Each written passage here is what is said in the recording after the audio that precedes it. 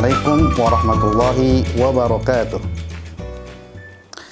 Innal hamdalillah nahmadu wa nasta'inu wa nastaghfiruh wa na'udzu billahi min shururi anfusina wa min sayyiati a'malina may yahdihillahu fala mudhillalah wa man yudhlil fala hadiyalah. Asyhadu an la ilaha illallah wa asyhadu anna Muhammadan abduhu wa rasuluh la nabiyya ba'dah. Baiklah anak-anakku, santri-santriwati rahmaniyah, kaifa halukum? Alhamdulillah innakum bi khairin. Baiklah, pada kesempatan hari ini kita akan mempelajari pelajaran tafsir yang mana pada pertemuan sebelumnya kita telah mempelajari tafsir surah An-Nazi'at ayat 1 sampai dengan 5. Dan sekarang kita akan melanjutkan ayat 6 sampai dengan 10. Sebelum mengawali pembelajaran kita pada hari ini, alangkah baiknya kita berdoa agar pada hari ini apa yang kita dapatkan bermanfaat di dunia dan di akhirat. Marilah kita buka pelajaran tafsir pada hari ini dengan membaca bersama-sama Al-Basmalah. Bismillahirrahmanirrahim. Baiklah anak-anakku sekalian, santri dan santriwati rahmaniyah, buka surah An-Nazi'at ayat 6 sampai dengan 10.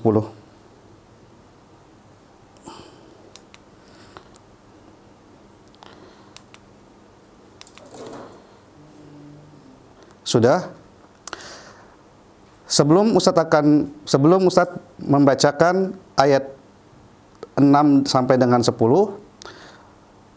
Ustadz akan memberikan penjelasan sebagaimana sebelumnya, yaitu surah An-Nazi'at artinya yaitu malaikat-malaikat yang mencabut. Maksudnya yang di sini adalah mencabut nyawa. Ya.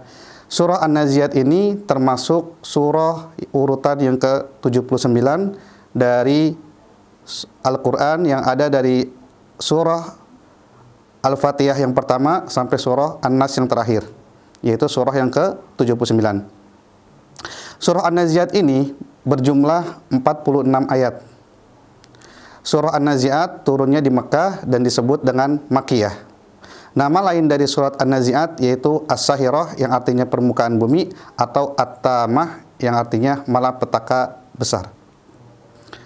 Baiklah santri-santriwati yang dirahmati Allah, Ustadz akan membacakan surah An-Nazi'at ayat 6 sampai dengan 10. Kalian mendengarkan dan perhatikan baik-baik. A'udzu billahi minasyaitonir rajim. Bismillahirrahmanirrahim.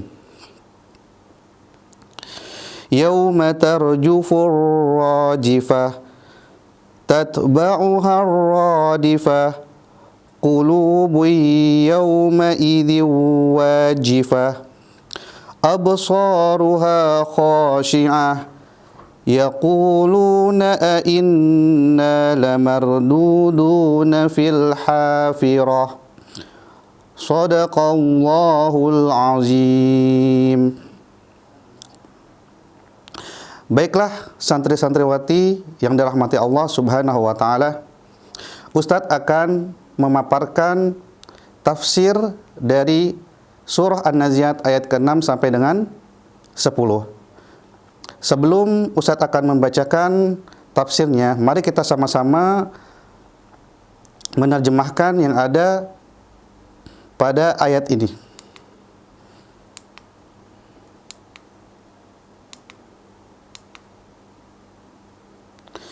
Yauma tarjufur rajifah, yang artinya sesungguhnya kamu akan dibangkitkan pada hari ketika tiupan pertama yang menggoncangkan alam, yaitu pada di mana kita akan dibangkitkan oleh Allah Subhanahu wa taala setelah kita akan mati. Tatba'uha ar-radifah. Tiupan pertama itu diiringi oleh tiupan kedua. Qulubu yawma idzin wajifah. Yaitu pada hari manusia pada waktu itu sangat takut. Absaruha khashi'ah, yaitu pandangannya tunduk. yaquluna a inna lamarduduna fil hafirah. Orang-orang kafir berkata, apakah sesungguhnya kami benar-benar dikembalikan kepada kehidupan yang semula? Itu adalah terjemahan yang pada umumnya ada di terjemahan tafsir bahasa Indonesia. Baiklah, santri-santriwati yang dirahmati oleh Allah Subhanahu wa taala, Ustaz akan menjelaskan sebagian para mufassirin yang menjelaskan surah An-Najiat ayat ke-6 sampai dengan ke-10. Mari kita sama-sama menyaksikan.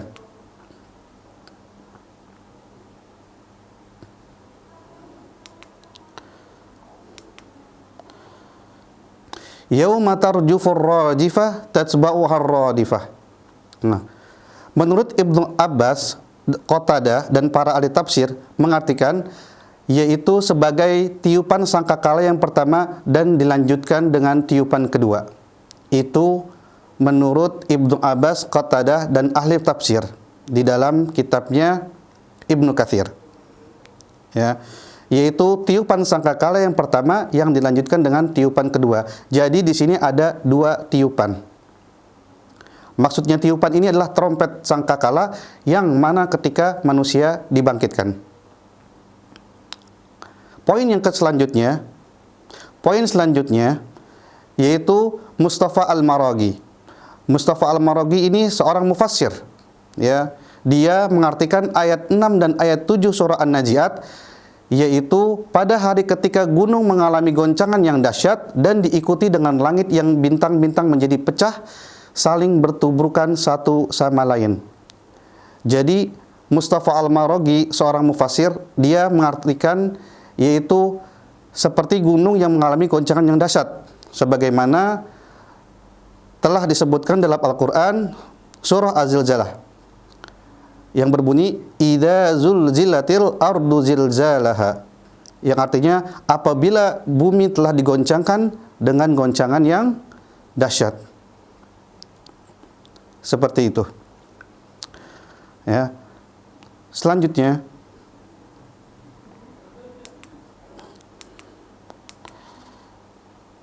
qulubu yawma idzi wajifah. Menurut Al-Maraghi, Mustafa Al-Maraghi, yaitu menafsirkan hati manusia mengalami kegoncangan dan ketakutan. Yang dimaksud oleh Mustafa Al-Maraghi yaitu mereka itu adalah orang-orang kafir. Berbeda dengan pendapat Ibnu Abbas, Mujahid dan Qatadah, yang dimaksud ialah dalam keadaan takut. Yang dimaksud adalah dalam keadaan takut. Bisa dipahami? Jadi di sini ada beberapa ulama berpendapat dalam menafsirkan qulubu yauma idzi wajifah.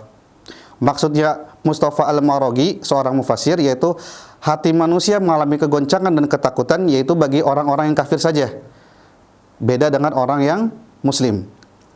Tapi menurut Ibnu Abbas dan Mujahid dan Qatadah yaitu semua termasuk orang kafir, orang muslim, yaitu semuanya dimaksudnya dalam keadaan takut. Takut karena kenapa? Takut dengan perbuatan-perbuatan maksiat yang telah dilakukannya selama di dunia. Seperti itu. Selanjutnya